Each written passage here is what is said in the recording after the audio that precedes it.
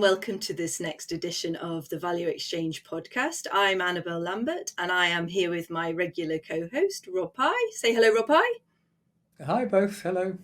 We are delighted today to be joined by Natalie Foster, who is the president of the Economic Security Project and has many other roles as well, but has recently authored a book called The Guarantee, which is looking at the fight, the challenges, the opportunities about building a new and different sort of economy, which will lead to much more inclusivity, equity, and equality. So Natalie, welcome, and please do tell us where everything started. Well, thank you. It's great to be here. Things started for me, I think, when I was born. I was born into a preacher's family and was the eldest daughter. And so I spent a lot of time inside of my church community. We lived in the parsonage right down the street from the church. And so I could run up there at a moment's notice. And I was brought up to believe in bringing people together for a shared purpose, with a sense of optimism.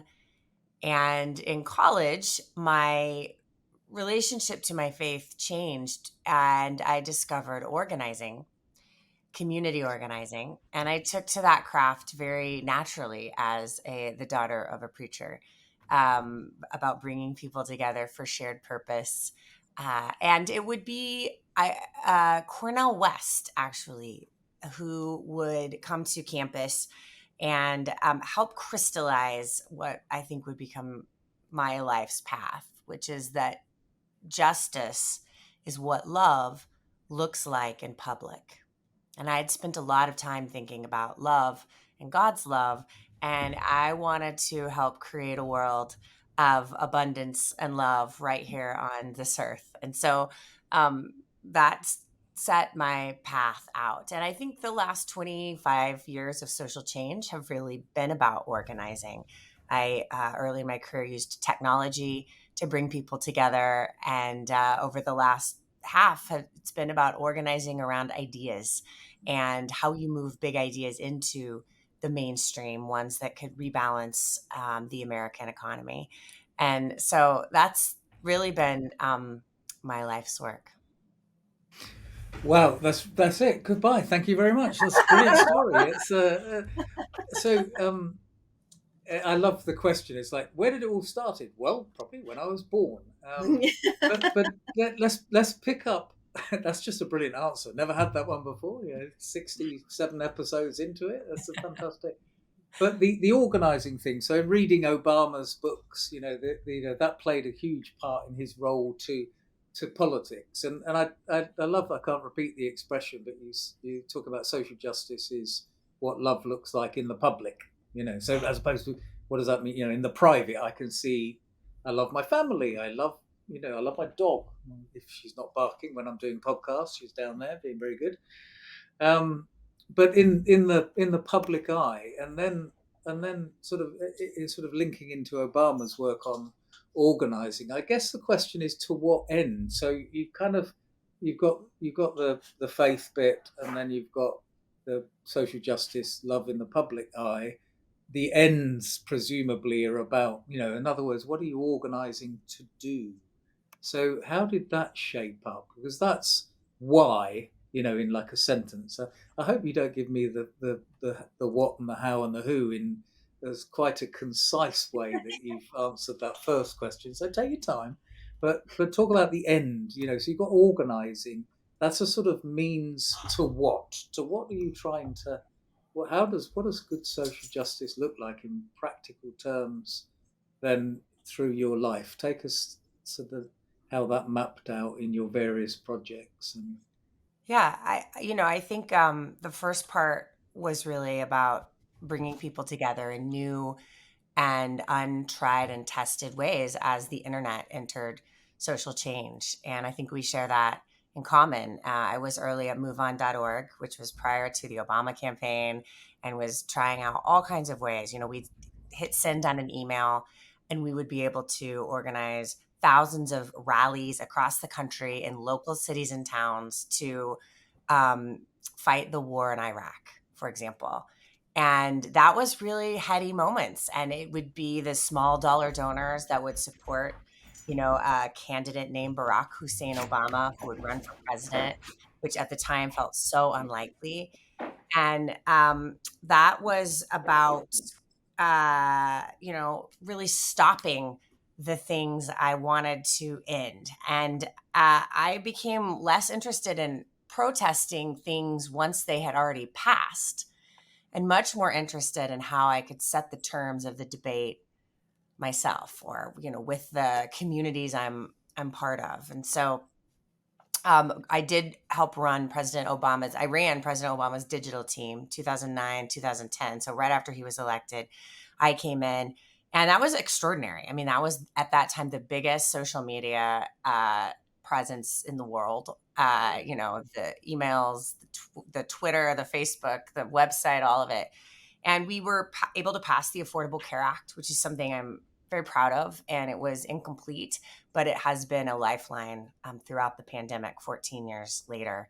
And I hope it's something we can build on in the United States. This is a place where the transatlantic conversation can break down, because I think it is very hard for people in Europe to understand the American healthcare system. And it's very hard for Americans to imagine that you could actually get care for free, or a very low and affordable cost that everyone could in other rich countries. So it is anyway, that's one piece of the book that I would then go on to write. I think the latter part has been about creating an American economy where everyday Americans have economic power. I'm interested in an economy that works for everyone, one where there's a baseline so that people can live lives of agency and freedom. And when I say freedom, I mean an interconnected freedom to be with your people, freedom to connect. This is something Mia Birdsong, who's been an influence in my life, is starting to write about at her organization, Next River, imagining a 100-year arc of freedom. This is a 100-year sort of reconceptualization of freedom.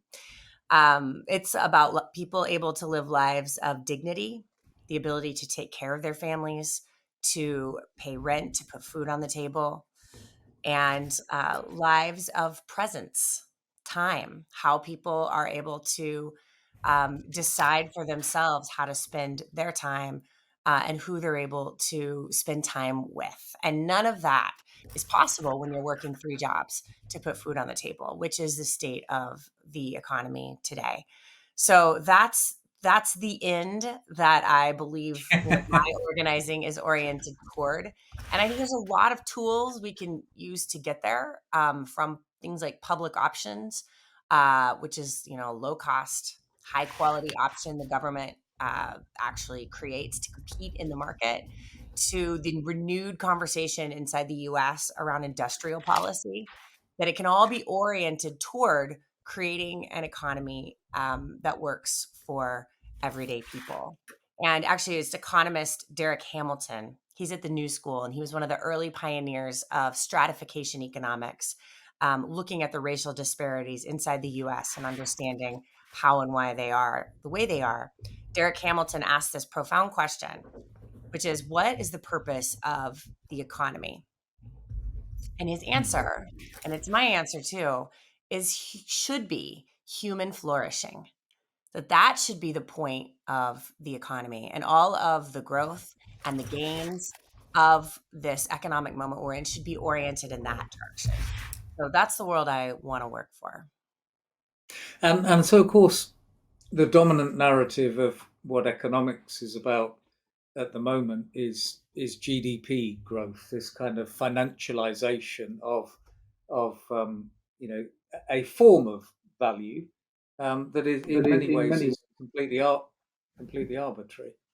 And so it's possible to take that expression human flourishing and get lost in the sort of quagmire of existing economic wisdom, as opposed to what is just common sense to an individual that says, no, it's I want I want some time because I'm actually I'm in a full time job and I've got no empowerment, I've got no agency.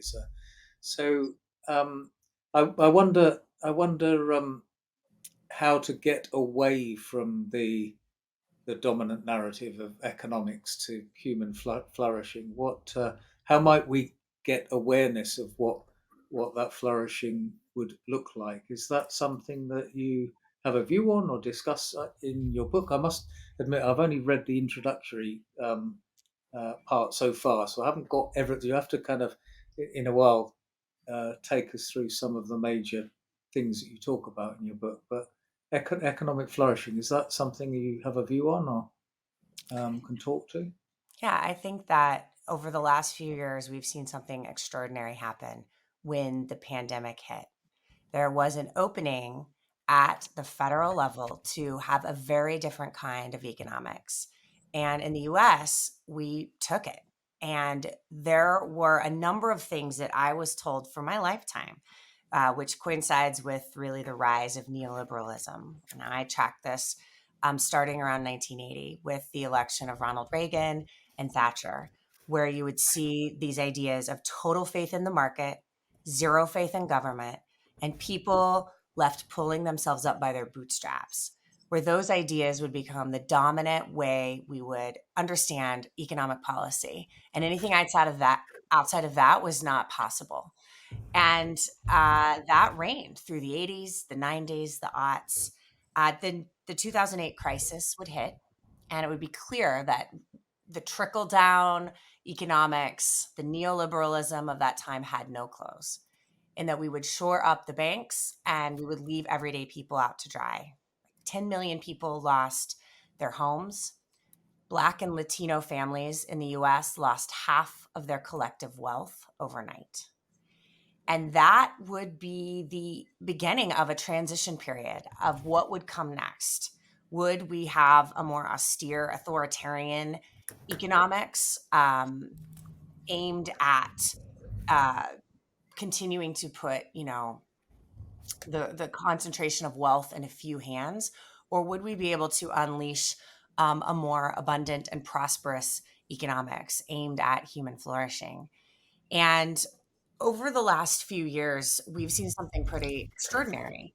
And I've been heads down building the guaranteed income work in the US. And we can talk a little bit more about that. But as I put my head up and looked around, it wasn't just the guarantee of income that was becoming mainstream and had actually passed at the federal level through the expanded child tax credit, which is like a child allowance in the US, which has been a real shock to parents, where right after Congress passed it, our tax system, the IRS, the Internal Revenue System, would within weeks send a check to every parent in America with no strings attached, no application forms, no inspectors coming into your home, just a check. And I understand that exists in other parts of the world, but we American parents do not expect that or believe that we deserve that. And so it was a huge shift for American parents. And that was just the guarantee of income.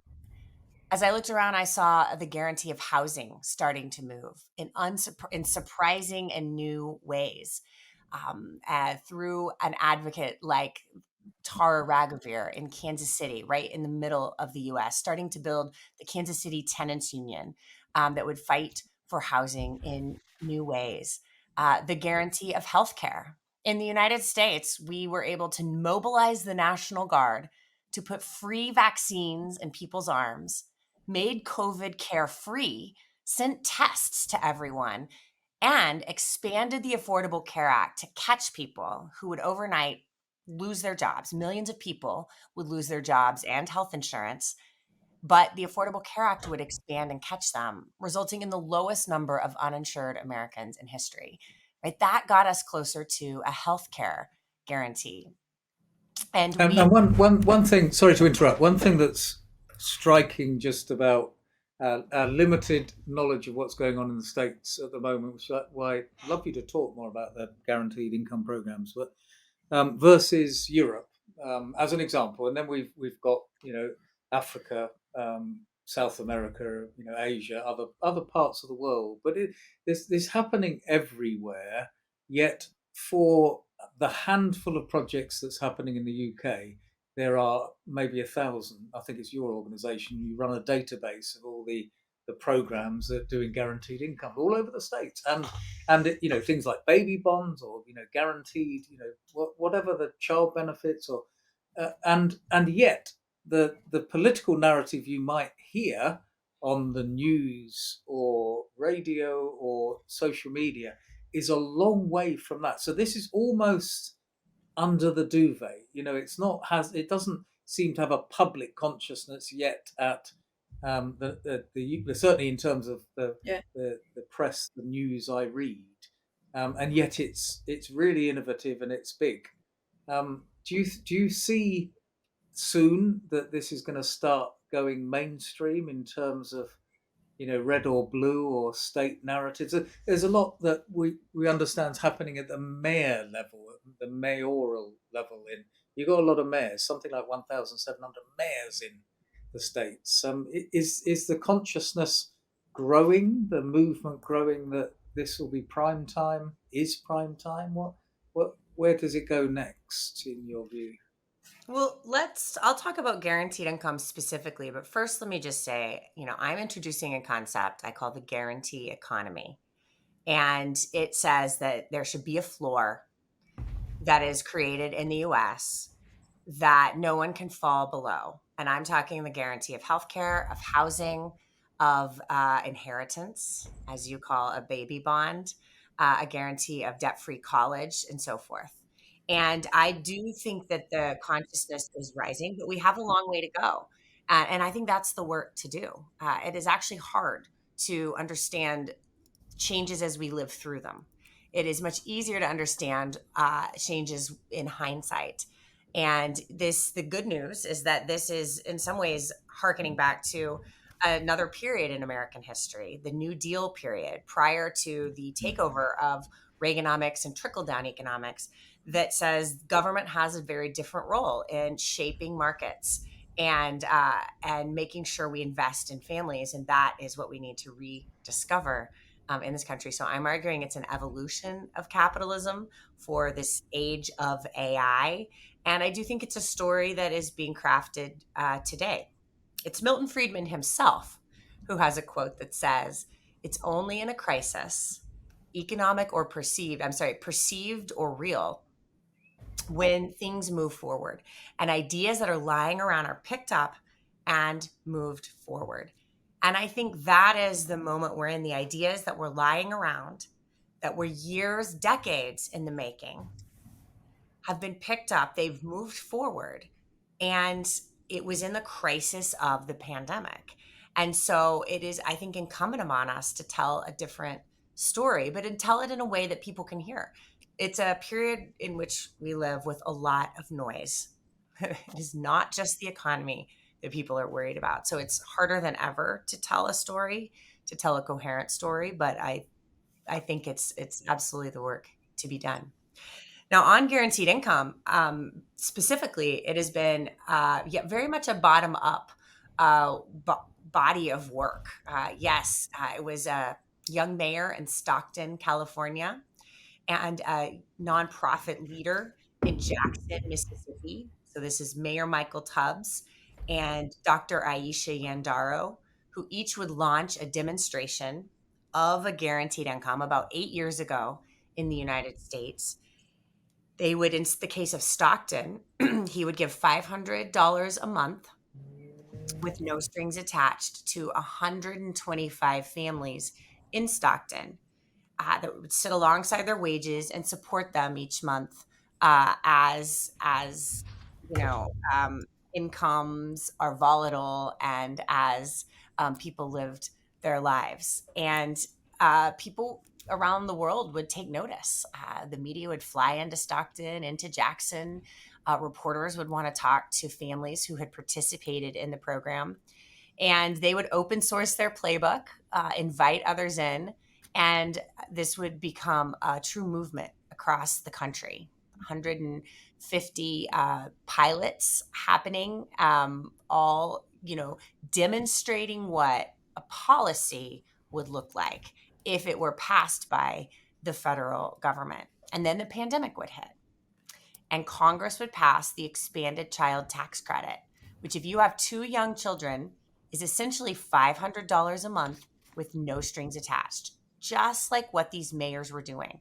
And it was because it was a tried and tested idea that it was able to move forward so quickly in Congress. Now that's rolled back, and we were one vote shy of making it the future of the social contract in America, but I'm still very hopeful that it will eventually pass. And at the state level, we've seen these policies grow. The number of states with the child tax credit, which is essentially a guaranteed income, has doubled over the last few years, and we hope to triple it shortly. So it's still, momentum is growing at the state level, and when there's another moment federally, there's a whole army of people ready to drive it forward. And when you were with the Obama digital, you were right on the cutting edge of, maybe the ability to harness organizing through social media and digital. It seems you just mentioned yourself, there's a lot of noise these days.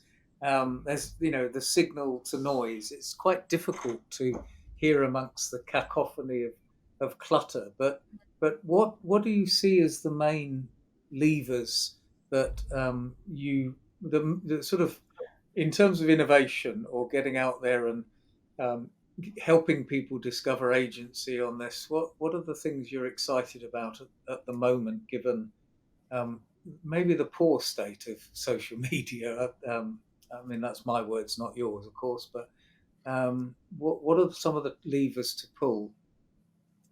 I think leadership plays a really important role. And I think organization plays a really important role, because it's not enough to have ideas that sit in white papers or in academic journals. It has to take shape.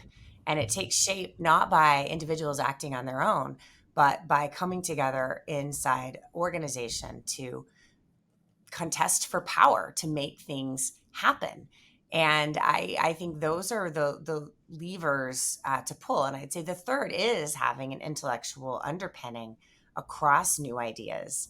And those are the places I think it's important to invest. Let me give you an example of that. Astra Taylor was a young filmmaker and writer. She has a new book out right now called Solidarity. And during Occupy Wall Street became very focused on the state of debt in America, that we were creating our own social safety net by pulling up ourselves with our bootstraps, which is a physically impossible task. And in the US, it meant just taking out a ton of debt. Debt, if you get cancer, you go into medical debt. Debt to go to college. We had a moment this year where college in a few places across the country hit $100,000 a year. It is unfathomable. And yet Americans take out debt to do that. And so started buying up debt on the secondary market. And it was pretty radical. You could raise thousands of dollars and you could forgive millions of dollars of debt. And we're doing this and realized this is just pennies. This is just a drop in the bucket compared to the trillions of dollars that Americans owe in college debt. So why don't we form an organization and argue for debt-free college?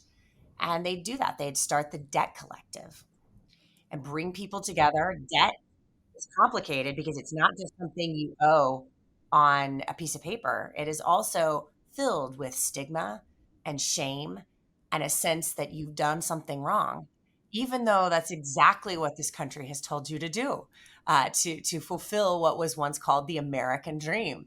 And so it is just a very profound thing to bring people together, and would fight for debt-free college and would start to research inside ways that the executive branch of the government could actually forgive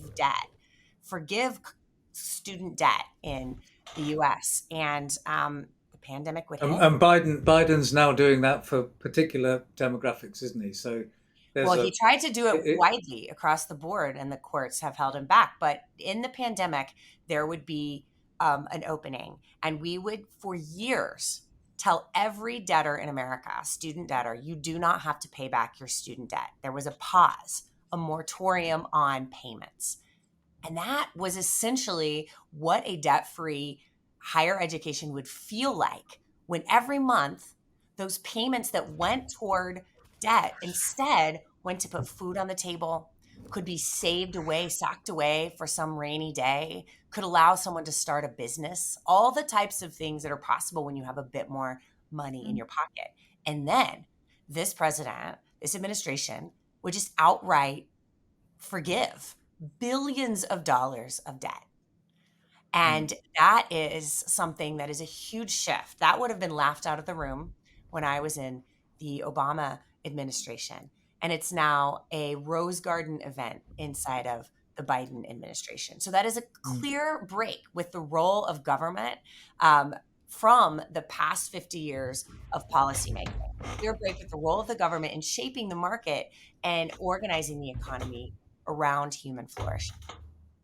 and the exciting thing with doing the Commons Fund as a global initiative is you get to look all over the world and you go, yeah, but so if you take the example there of student debt in the UK, we didn't used to have to pay for higher education. It was free from the government. Then they introduced pricing. Now, believe it or not, it's £9,000 a year. There's approximately $9,000, not a lot more, a year. That you mentioned 100,000, and if you don't pay it off when you're a certain age, if you haven't managed to earn because it's taxed on your income, if you're a certain age, then it is wiped out automatically, even now. So you get these different schemes for funding education, for funding houses, for funding social. So I think that example of the organisation as opposed to organising around something like student debt is very powerful, because you can look at it, or, even today, as something that's evolved over a short period of time, and looking at what the policy and individuals, organisations can do collectively for that. So tell us about the book then. Let's get on to why did you write it? What was the sort of, because writing a book is not easy, is it? I haven't written one and don't really intend to at the moment, but why did you do it? I myself was surprised at how much progress was being made across the guarantees.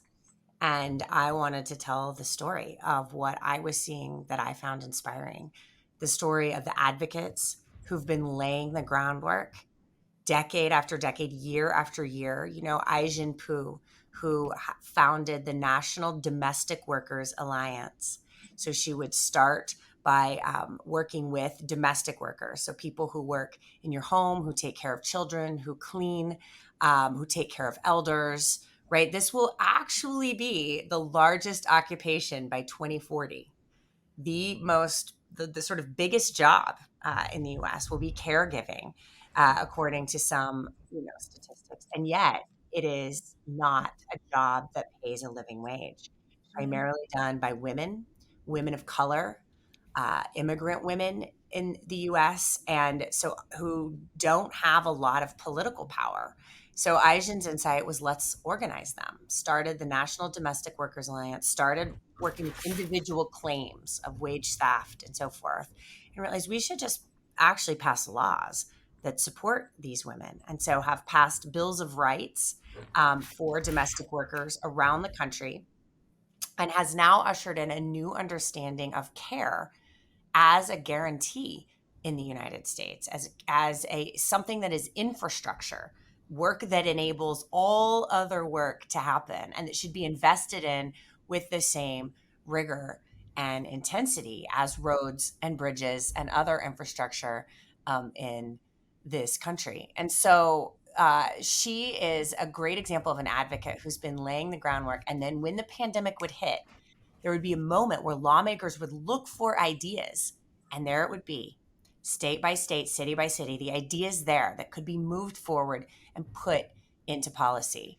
And that happens across a whole host of guarantees. In the book, I track 7 of them and show how they moved into the mainstream and all became a reality over the last few years, flying in the face of the idea that these things aren't possible in the United States, that there couldn't be anything other than trickle down economics in this country. And frankly, that the idea that the economy is like the weather, that it's something that just happens to us. No, no, the economy is a house that we build every step of the way, and we get the outcomes that we plan for. And so that is the mindset we need to have as we look at things that seem intractable, like poverty and like climate change, that there can be big solutions if we put our mind to it. Yeah, and it reminds me of an article years ago from one of the more famous Silicon Valley venture capitalists that were talking about sectors that would never really get anywhere, and adult social care was one of them, and looking at other parts of construction or resource intensive um, professions that were underpaid, that had less rights than other professions. And from a venture capitalist perspective, from a traditional economics, they're just uninvestable. Just like I'm not gonna, because they'll never, why would I, because immigrant labor will do that, and it will be race to the bottom, and I can never. But actually, I'm taking a quite an inspiring bottom up story here, that you can get different outcomes for almost anything if you just reimagine it and you build the stories. So taking organizing as a concept of how, if you want a better future, a sustainable future, you've got to build the stories. So is there a quick run us through the 7 just for the for our film record here? So you've got adult social care or social as one there. Yeah, help me translate it. Okay, let's do the transatlantic. Okay, yeah. We'll have to do American to. Yeah. I call it the guarantee of family care. It's whenever, if you're disabled, children, elders, that it's all there. So family care. Social care, I guess we would call. So Social all care. the segmentation is children, adults, young, old. So that Yeah. Care, yeah. The guarantee of housing, Right. which has been entirely left to the private market in the US. And on the housing one, the Emiratis from the UAE guarantee every citizen housing. Again, in terms of the narrative that, if you were, I mean, they haven't got a great human rights record in other, but housing, guaranteed housing, some people are lobbying for that, and you could look for, this isn't an impossibility, although people probably tell you it is. Sorry, housing, yeah. Yeah, so for a long time, everyone looked in the US to Vienna and would take these delegations to Vienna to see the social housing there that, the government would build, and it would be maintained by nonprofits or governments. And I think it's like 82% of people in Vienna, residents in Vienna, live in this social housing. And it has survived wildly different governments, right, across political stripes. Now you can go to Montgomery County, Maryland, on the East Coast of the United States, to see the housing authority there that has built hundreds of units of social housing in the United States, aimed at middle income earners, right on a transit line. They're about to break ground on a building that will be carbon neutral. And it's all housing that's kept permanently off the speculative market. And therefore rents are stable. That is not something that Americans believe is even possible. And here it is happening. Units exist, people live in them. So that is a real shift in how we think about housing, and it's starting to grow.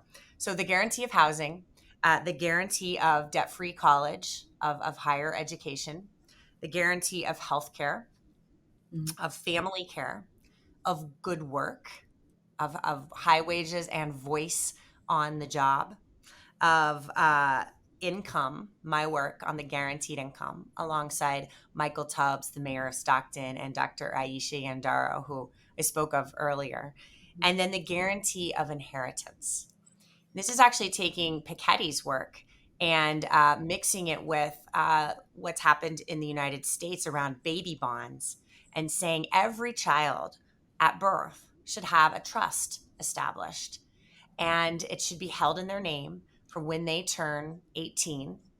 And that is seed capital for the child to start their life, a life that gives agency, for the child to take risks, to get a degree, to start a business, the types of things that wealthy children are able to do, that should be evenly distributed.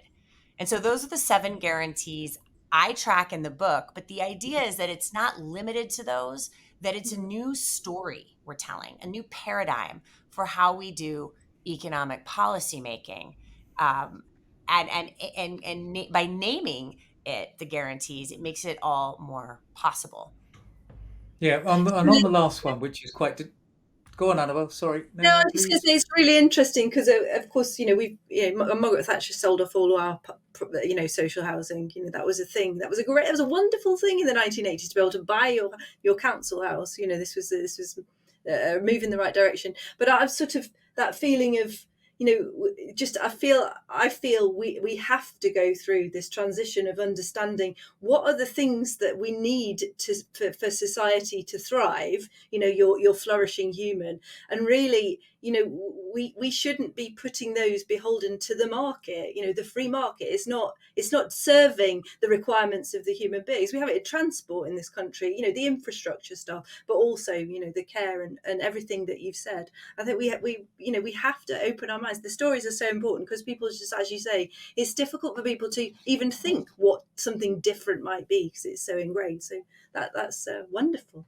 I'm totally on board. Count me in. But Rob, you were saying. Well, no, I read a white paper by Mariana Mazzucato, who's just written about the housing. It's massively and we're just terrible situation in the UK on housing.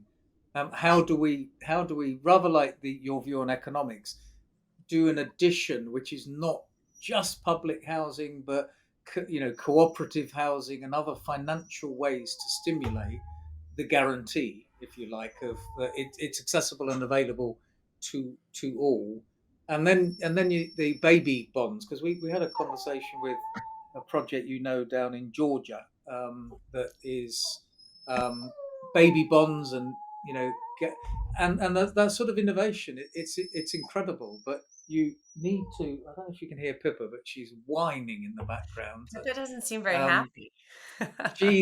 she's saying, "Look, you've got 5 minutes to finish this podcast. If you don't, I'm going to be all over you. We've got a hard stop here. 5 minutes." But to think of that inheritance or intergenerational wealth transfer as something that wealth has been developed over centuries and multi generations of using the land, and actually how do we get concepts like that, like the um, Scandinavian sovereign wealth fund, that is the largest sovereign wealth fund in the world, but its beneficiaries are the people. It's Finland or Norway. I always get it It's mixed Norway. up. Yeah. It's Norway.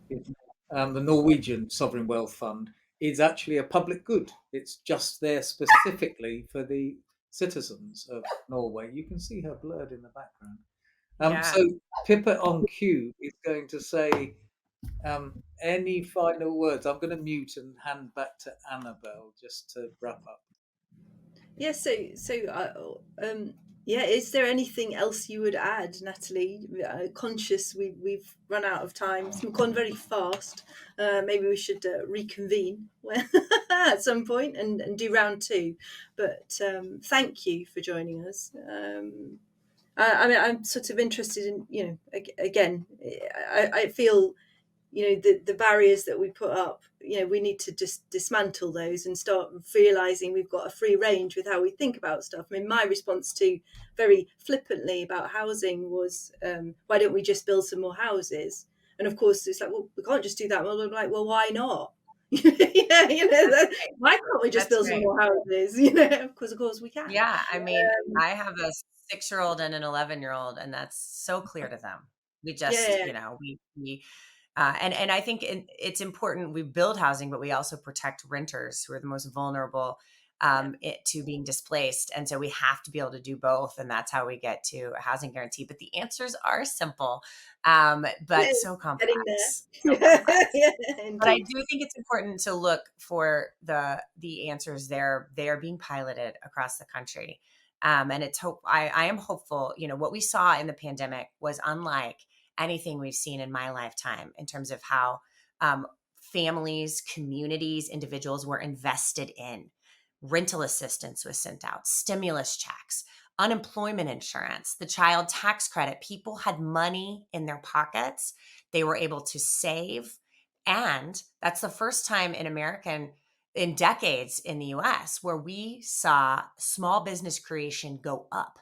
It went up 24% in 2021 and 2022 after decades of decline across neoliberalism as markets got more and more concentrated, as the deck became more and more stacked against the little business. Why would you start a small business in America? It's so hard. Yeah. That started to shift when we invested in people. So it is my hope that we could name any moment a crisis, right? We are in a crisis of the age of AI or climate crisis, and we know how to create economic resilience for people. We now have a blueprint, and so we need to elect the people who want to get us there and build power to hold them accountable. Fantastic. Thank you so much. Wonderful I'm really final words. Yeah, brilliant. absolutely. Let's do this. All right. Thank you. Natalie, thank you very, very much. I hope to speak to you soon. Sorry about Pippa. It's Hopefully the okay, edit Pippa. will I'm going to be in get it. London on July 1st doing a book talk. So maybe we can team up and let folks know. Thank you very much.